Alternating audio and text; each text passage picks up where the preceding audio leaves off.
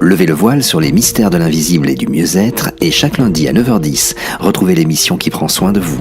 Toutes les informations sur www.sionparler.com. Lorraine, aujourd'hui, vous nous parlez de l'amour, ou plus précisément de la guérison par l'amour. Eh bien oui, tout à fait Marc. Alors pour la majeure partie d'entre nous, bien sûr le mot amour, ça renvoie à cet amour amoureux qu'on a pour l'élu de notre cœur, ou bien à l'amour filial qu'on porte à nos enfants, et puis aussi à l'amour universel entre les hommes, qui est rappelé dans bien des préceptes spirituels et religieux. Mais est-ce qu'on n'a pas finalement oublié quelqu'un ? Qui ça ? Non, je ne vois pas. Eh bien soi-même, bien sûr. Ah. Voyez Marc, même vous, Oui. pour vous, ça n'est pas une chose qui vous vient naturellement.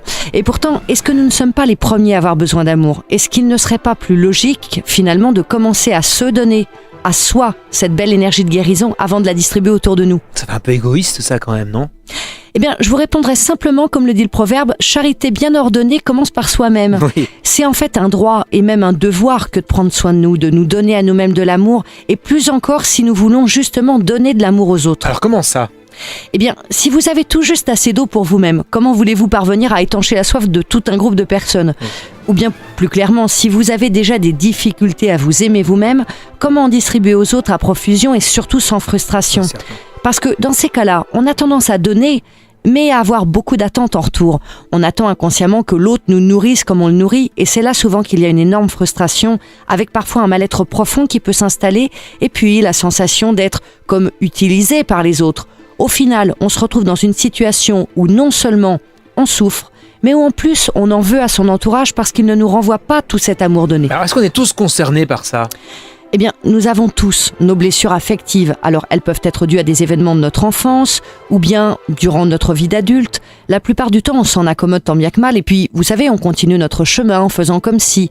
Mais la vérité, c'est qu'il se crée alors une forme de déséquilibre qui ne va faire que s'accentuer en vivant des expériences comme celles que je viens de vous décrire. Mais alors quelle est la solution ? Peut-on guérir ce déséquilibre en nous ? Eh bien, nous avons tous le pouvoir. Nous sommes tous en fait des guérisseurs, en ce sens que la seule véritable énergie qui puisse guérir, sur tous les plans, c'est l'amour. Et cela est vrai que ce soit pour s'auto-guérir ou pour aider les autres à se guérir. Le guérisseur, par exemple, quelles que soient ses croyances et sa technique, n'agit au final que par et avec l'amour. Toutes les techniques existantes ne sont que divers chemins qui mènent vers le même sommet. Donc en m'aimant plus moi-même, Lorraine, je vais pouvoir retrouver un équilibre et apporter plus d'amour aux gens autour de moi, c'est ça que vous voulez dire ? C'est tout à fait ça, Marc. Et en Bon. plus, une fois connecté à cette source d'amour, vous verrez qu'elle sera de plus en plus abondante pour vous comme pour les autres. Ne perdez jamais de vue que nous sommes tous les guérisseurs de nos propres maux. Nous avons tous le pouvoir de créer nos maux, mais aussi nos remèdes. Alors aimez-vous aujourd'hui pour que demain le monde entier puisse guérir et rayonner d'amour.